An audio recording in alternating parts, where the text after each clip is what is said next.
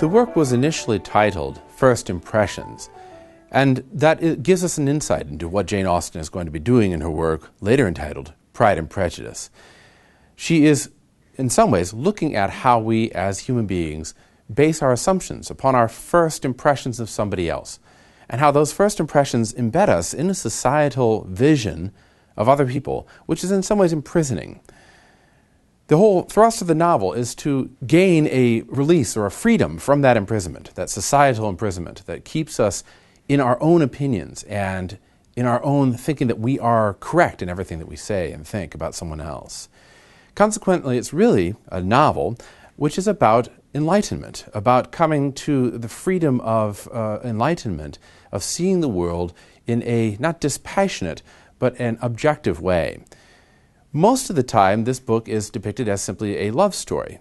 Darcy meets Elizabeth, and Elizabeth is this free spirit who is able to think outside the box, and she allows Mr. Darcy, who's a noble man, to come to see himself as lovable, and the two get together and they get married, and that's where most interpretations end. Certainly we see in more modern versions of this book, in the movie versions, that there are parts that are emphasized which are noble, the image of freedom, the image of people being successful or not successful in the most recent edition. But I think that the novel is oftentimes misconstrued as being no more than a romance novel. It really is a novel about enlightenment, about freedom, about how civilization itself is based upon enlightening oneself and freeing oneself from the restrictions that society puts upon us. In his article, Pride and Prejudice, in Pride and Prejudice, Professor Zimmerman points this out quite well, and he says the following: "The meanings that Pride and Prejudice acquire are related to the central theme of all of Jane Austen's novels, the limitations of human vision. As developed in the book, the qualities of Pride and Prejudice contain both an opposition and an affinity.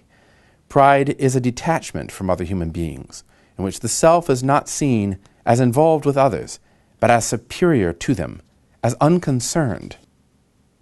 However, characters in Jane Austen's works cannot remain aloof. With or without intention, they are drawn into the affairs of others.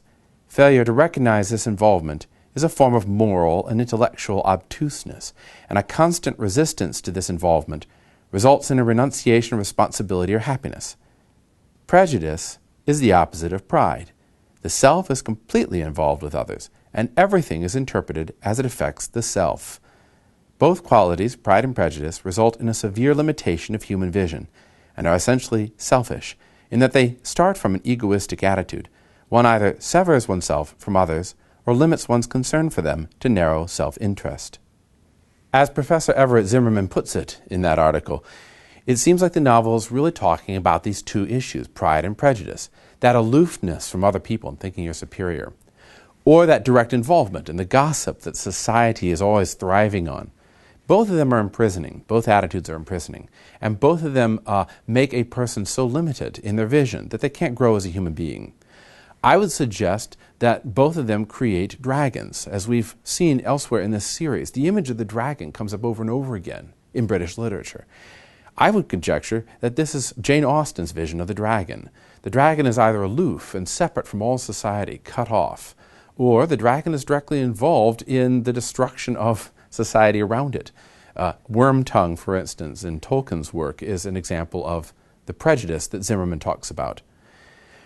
In the novel, then, when we see the characters of Darcy and Elizabeth, we're going to be looking to see how they are proud people, but also how they're prejudiced people, and how through interaction with each other, the two of them transcend that limitation of pride and prejudice and come to an understanding of themselves and their role in society, which nobody else in the novel seems to enjoy. We begin then with that famous opening of Pride and Prejudice that stands out in literature and which sets the theme for the rest of the novel. In the chapters to come, look for characters that act as foils to Elizabeth and foils to Darcy as well. We start with Mr. and Mrs. Bennet in one of those classic openings of Jane Austen's works.